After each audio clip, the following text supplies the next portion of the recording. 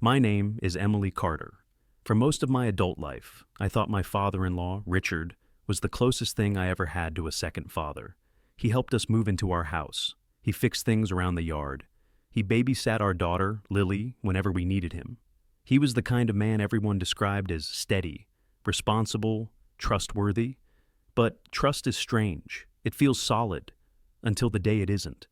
And sometimes, the only one who senses that collapse before it happens is your dog. It started on a windy Thursday morning in early March, just after the snow had melted. I was in the kitchen packing Lily's lunch while Rex sat by the sliding glass door, staring into the backyard with an intensity that made me glance twice. "What is it, boy?" I asked. He didn't move, didn't blink. His ears were stiff, his tail still. I knelt beside him and followed his gaze. Everything looked normal. The small lawn, the old wooden storage shed, the wind chimes on the porch. But something had Rex on edge. "Probably a raccoon," I muttered. I stood, zipped Lily's lunchbox, and grabbed my keys. "Come on, girl," I called, but she didn't answer. "Lily," her voice floated faintly from the hallway. "Mommy, Grandpa Richard was here this morning." That made me stop. "What? When?" "He knocked on my window," she said innocently. "He said he was looking for something in the backyard." My chest tightened. Richard had a key to the house, yes. But knocking on my daughter's window? At 7 in the morning. "Sweetheart," I said calmly. "What exactly did he say?" "He said not to tell you. He said grown-ups do surprises." The hairs on my arms rose. Rex stood up suddenly, tail straight, posture alert. He barked once, sharply, then ran to the back door, nudging at it with urgency. "Rex, what's gotten into you?" He barked again, louder. Then, something I had almost never seen him do, he took my sleeve gently in his teeth and pulled, not aggressively, not in panic, purposefully, as if saying, "Come, now." I opened the sliding door. Cold air rushed in. Rex shot outside toward the shed like a bullet. "Rex, wait!" I hurried after him, heart pounding. The shed stood in the far corner of the yard, old, faded, and usually locked. Richard kept tools in there, old lumber, extra gardening supplies. At least, that's what I thought. Rex reached the shed and began scratching the base of the door violently, whining and growling at the same time. A sound of frustration mixed with warning. "What are you trying to show me?" I whispered. I grabbed the handle. It didn't move. Locked. Which was normal, but the padlock was new, shiny, heavy, not the old rusted one Richard always used. "Why would he change the lock?" I murmured. Rex growled and circled the shed, sniffing along the boards, pushing his nose against the gaps. And on the ground, nearly hidden under fallen leaves, I spotted something sticking out from beneath the wall, a folded corner of paper. I crouched. "Rex, what is this?" He pawed at it gently. I tugged it free. It was a piece of a document, thick legal paper, torn from something larger. And on the corner of that paper were printed 2 words that froze me in place. "Property deed." My breath caught. What is a deed doing out here?" Rex nudged me again, more urgently. "You want me to—" I swallowed. "You want me to open it, don't you?" He barked softly. My hands trembled as I unfolded the torn document. It was the last page of a property deed transfer. Our address, our parcel number, our names. But the signature line. My name wasn't there. Only 2 words sat on the signature line. Pending owner transfer. And below it, Richard Carter, my father-in-law. I felt my stomach drop. No, this has to be a misunderstanding. Because why would Richard have a deed transfer document with his name? Why would it be hidden in a locked shed? Why would he tell my daughter not to mention he came into our yard that morning? Why would Rex drag me here? Why would... Rex suddenly stiffened. His ears shot straight up. His gaze locked onto something behind me. I turned and felt ice crawl up my spine. Standing at the edge of the yard was Richard, hands in his coat pockets, expression unreadable, watching us. "Emily," he said evenly, "we need to talk." Rex stepped in front of me instantly, and for the first time in 8 years of knowing him, Richard didn't smile, not even a little. Richard's shoes crunched on the frosty grass as he stepped into the yard. I stood frozen, the torn deed page trembling between my fingers. He shouldn't be here. not like this. Not silently watching his daughter-in-law tear open a secret he'd clearly tried to bury.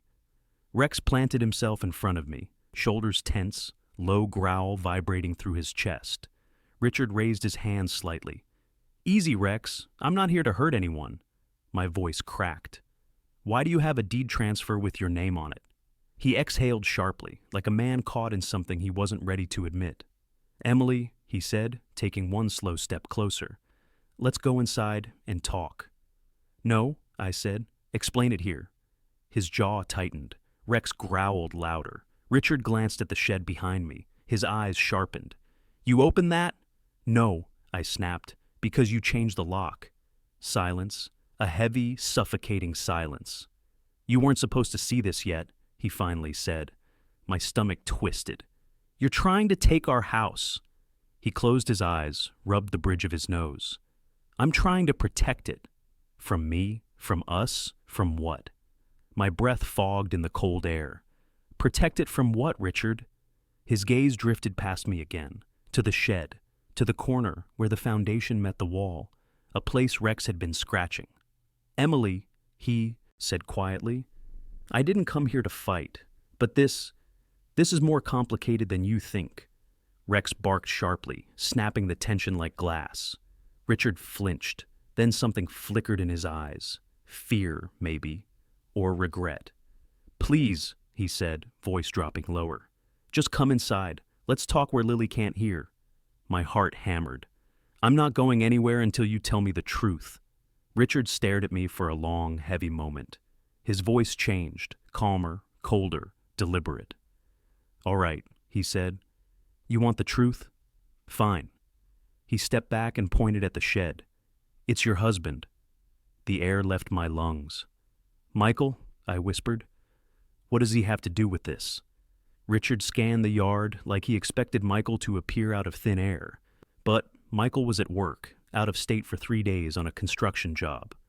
"Your husband has debt, Emily," Richard said. "Dangerous debt. Debt he tried to hide from you." My knees weakened. Michael? Debt? No. He would never... Would he? "No," I whispered. "There's no way. He would have told me." "He didn't," Richard said, voice firm. "And it's gotten out of control. I've been trying to buy the house before someone else comes to claim it." My pulse pounded. "That doesn't make sense. You tried to put your name on our deed to protect you," he snapped. Rex snarled, sensing the rise in his tone. Richard lowered his voice immediately. "I was going to transfer it back once everything was handled." I shook my head. "This sounds insane. None of this adds up." Richard sighed heavily. Then he said something that made my blood turn cold. "They were here 2 nights ago." My breath caught. "Who?" "The men Michael owes." The shed suddenly felt like it was crushing the entire yard with its weight. "I heard them," Richard said quietly. "They were in your backyard, checking the windows, talking about whether the house was worth anything." My vision blurred. "And you didn't tell me?" "I tried," Richard said. "That's why I came by early this morning, but you weren't awake." "You knocked on Lily's window." His face paled. "I didn't want to scare you." "You scared her." He opened his mouth, then closed it, regret flooding his eyes. "Emily, I'm trying to fix Michael's mistake before it reaches you." My heart thudded painfully in my chest. All of this, was too much. But Rex wasn't watching Richard anymore. He turned sharply toward the shed, stared, growled, deep, long, dangerous. "What is it?" I whispered. Rex pressed his nose to the bottom of the shed doors again, scratching, whining, pushing insistently.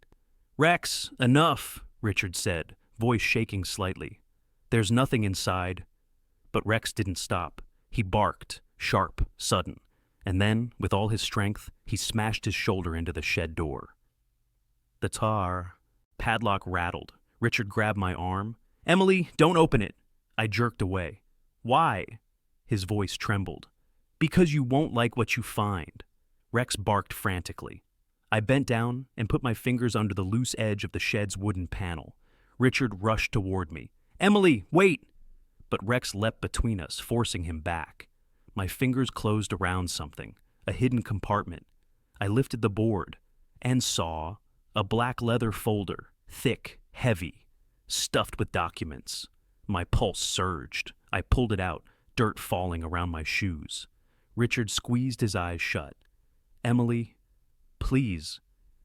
I opened the folder. Inside were debt collection notices, loan agreements, threat letters, copies of our mortgage, and a full deed transfer, already filled in, with Richard's name and Michael's signature.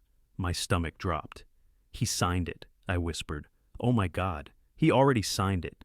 Tears blurred my vision. Richard swallowed. I was trying to protect you and Lily. Michael begged me to handle it quietly. I didn't want you to be hurt. A sob escaped my throat. Rex pressed against me, sensing my collapse. Richard stepped forward again, voice breaking. Emily, you weren't supposed to find out this way. I looked up at my father-in-law through shaking breath. But I did, I whispered, and Rex made sure of it. My hands trembled as I clutched the folder against my chest. The wind stung my face, but the cold was nothing compared to the burning in my throat. Michael signed the deed. He knew. He hid it. He let his father take over the house behind my back. And Rex, my dog, had tried to show me long before anyone said a word. Richard reached out gently. Emily, please, let me explain. I stepped back. No, I want to hear it from him. I want to hear Michael say why he put us in danger. Rex growled softly, standing between us, refusing to let Richard get any closer. Emily, Richard's voice cracked. It's not just the debt, it's who he owes. The air felt sharp suddenly, like the world was leaning in. Who? I asked. Richard swallowed hard. They're not just collectors, they're people who buy debt, dangerous people, organized. My heart hammered in my chest. And they want the house? They want collateral, he said grimly. And they don't care who gets hurt. Rex's ears shot up. His head snapped toward the driveway. Then he barked, fierce, explosive, warning. Rex, what?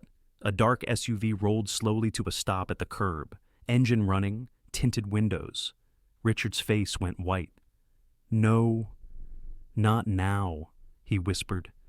They weren't supposed to come today. My breath hitched. The passenger door opened. A tall man stepped out, black coat, hands gloved, expression stiff and unreadable. The kind of man who looked like he could walk through a wall without blinking. Another man exited the driver's side. Emily! Richard grabbed my arm in panic. Get Lily. Go inside. Now! Rex lunged forward, barking so intensely the men paused mid-step. The taller one lifted a hand casually. Relax, we're not here for trouble. His calmness made it worse. We just need to finish paperwork, he said. Michael told us everything would be ready. I froze. You spoke to my husband? Sure did, the man said.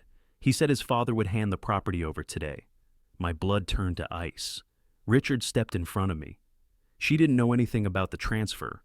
That's not my problem, the man said flatly. The deadline is today. Rex stood in front of me, tail straight, body tense, eyes locked on the stranger. The man glanced down at him. Call off the dog. No, I snapped, voice shaking. He stays. The man smirked faintly, like he enjoyed the defiance. Richard's voice trembled. Look, she has a child in the house. Let's take this somewhere else. That's exactly why we're here, the man said coldly. People make decisions faster when they have something to lose. My breath stopped. Rex barked again, louder, sharper, stepping closer to the men, hackles raised.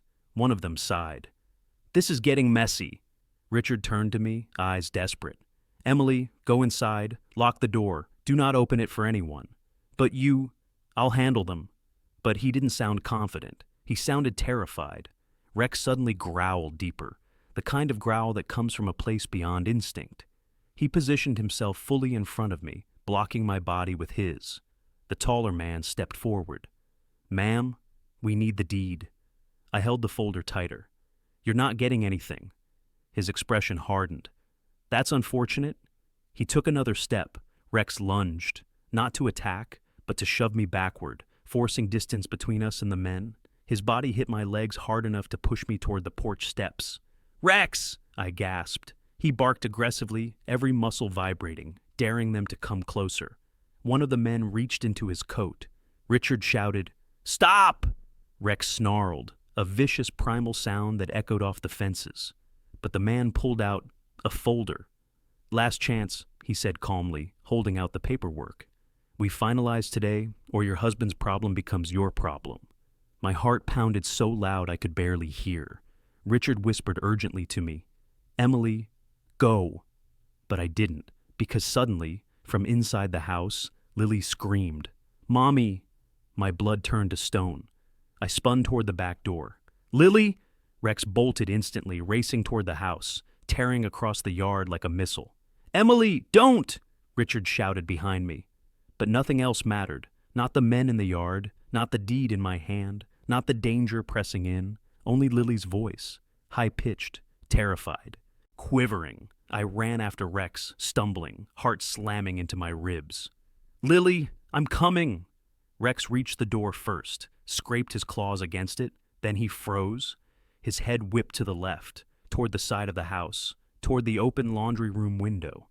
Then he charged, tearing across the deck, barking so violently it didn't sound like him anymore. I followed his sprint and saw a shadow slip inside the house. A man, not Richard, not the collectors, a third man. One who had gotten inside while the others distracted us. My scream ripped from my throat. "Rex, get him!" Rex hurled himself toward the open window. And the real nightmare began. Rex hit the side of the house like a storm. His paws scraped against the siding as he launched himself toward the open laundry room window, barking so violently it sounded like the house itself was screaming. "Lily!" I cried, sprinting after him. "Lily, answer me!" I stumbled through the back door, heart pounding so hard I could barely breathe. The house felt wrong, too quiet, too still, too dark. Then I heard it, a muffled whimper. Lily, inside. "Lily!" My voice cracked. "Where are you?" Rex didn't hesitate. He tore through the hallway, nails skidding on the hardwood, nose low, tracking something I couldn't see. He ran past the kitchen, past the living room. He stopped at Lily's bedroom door. It was halfway closed. He growled, deep, furious, and shoved it open with his shoulder. My blood ran cold. A man in a dark hoodie was inside. One arm was wrapped around Lily, holding her tight against his chest. The other hand was rummaging through her dresser, stuffing something into his pocket, small jewelry maybe, but his eyes were on the door. He froze when he saw Rex. Lily's face was soaked with tears. "Mommy!" Everything in me broke. "Let her go," I said, voice shaking. "Right now." He tightened his grip on her. "Back off," he hissed. "I just need leverage, then I'm gone." Leverage my daughter. Rex's growl rose into something I had never heard from him, a terrifying rumble that vibrated through the floor, through my bones, through the air. The man yanked Lily closer, hiding behind her small body like a shield. "Call off the dog!" he shouted. "No," I said, tears streaming down my face. "He's the only thing standing between you and us." Rex stepped forward, slow, controlled, shoulders broad, teeth showing. The man's eyes darted. "Don't be stupid," he spat. "You want the kid hurt? Because I'll—" He never finished. Lily squirmed, just a little, twisting in his arms as she sobbed. "Mommy, I'm scared." Rex moved. He didn't hesitate, didn't flinch, didn't overthink. He exploded forward, a blur of black and tan fur, a force of pure instinct and purpose. "Rex, no!" He launched himself sideways, not at Lily, not at her head, but at the man's arm. His jaws clamped down, the man's forearm, the one holding her. The grip broke. Lily fell forward, right into my arms, as the man screamed. "Ah!" I yanked her back, stumbling out of the room. Rex didn't let go.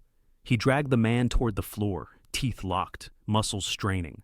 The man tried to shake him off, cursing, reaching with his free hand toward his waistband. Something metallic flashed. A knife. "Rex!" I choked. He jerked to the side, pulling the man's arm down, away from his pocket. They crashed into the dresser, picture frames shattered on the floor. From outside, voices shouted, "Police! Police!" Boots pounded down the hallway. Rex snarled, pinning the man's arm against the floor until two officers burst into the room with guns drawn. "Let the dog hold him! Get his other arm!" one officer yelled. They tackled the man, wrenching both arms behind his back while Rex finally backed away, chest heaving, teeth still bared. Handcuffs snapped shut. "Suspect in custody!" Lily was sobbing into my chest, her little arms strangling my neck. "Mommy, I was so scared."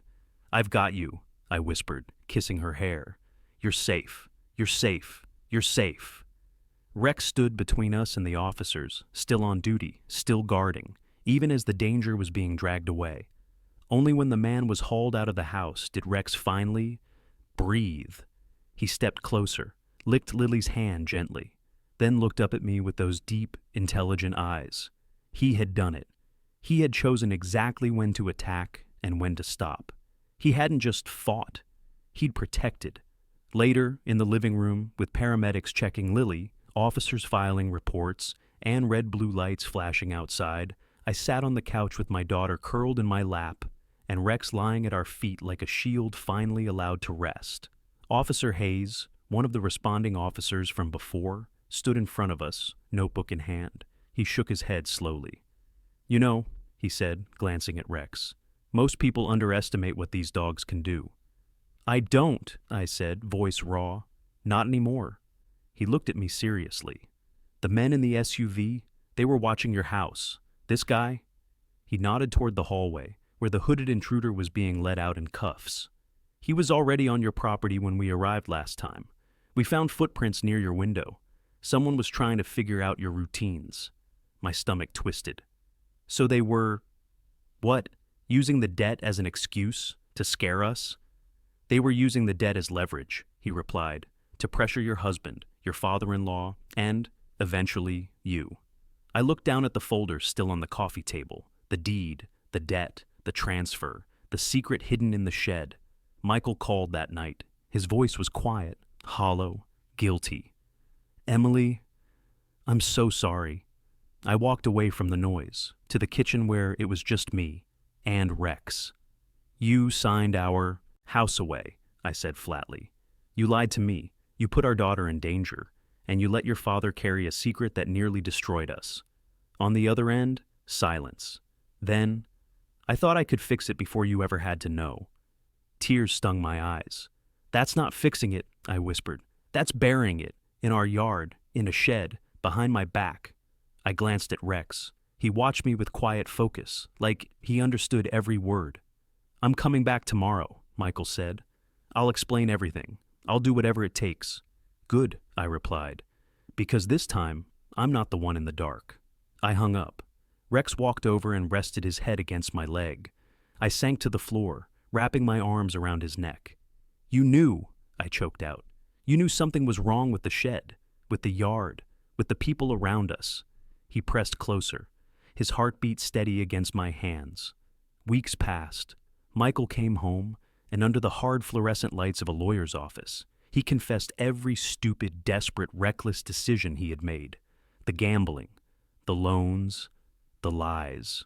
Richard spoke too, about fear, about wanting to protect Lily and me, about trying to control a storm he didn't cause but fed by staying silent. I didn't forgive them overnight. Some wounds don't close that fast. We hired an attorney, untangled the mess of debt, and forged signatures, reported everything we'd found. With the police and lawyers involved, the men who came for our house backed off. It wasn't easy, but we kept the house. On one condition, Michael signed a legitimate document this time, not to give our home away, but to put my name as the primary owner. No more secrets, no more surprises hidden in sheds. And through all of it, Rex never left my side. Not at the lawyer's office, not in the waiting room, not when I cried in the kitchen at 2 a.m., thinking about how close we came to losing everything. One evening, as the sun set behind the fence, painting the backyard gold, I walked out to the shed with Rex. It was open now, empty. No more hidden folders, no more padlocks, no more secrets. I knelt beside Rex and scratched his chest. "You pulled me here," I said softly, remembering the first day. The wind, the paper sticking out from under the boards. "You didn't let this stay buried." He nudged my arm with his nose. I smiled through the sting in my eyes. "Everyone talks about how humans train dogs," I whispered.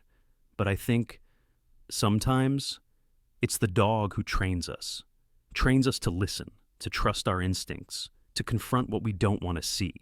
From the living room window, I could see Lily's small frame pressed against the glass, watching us, waving. "Come on, hero," I said, standing up. Rex wagged his tail. We walked back toward the house together. Our house, still ours, still standing.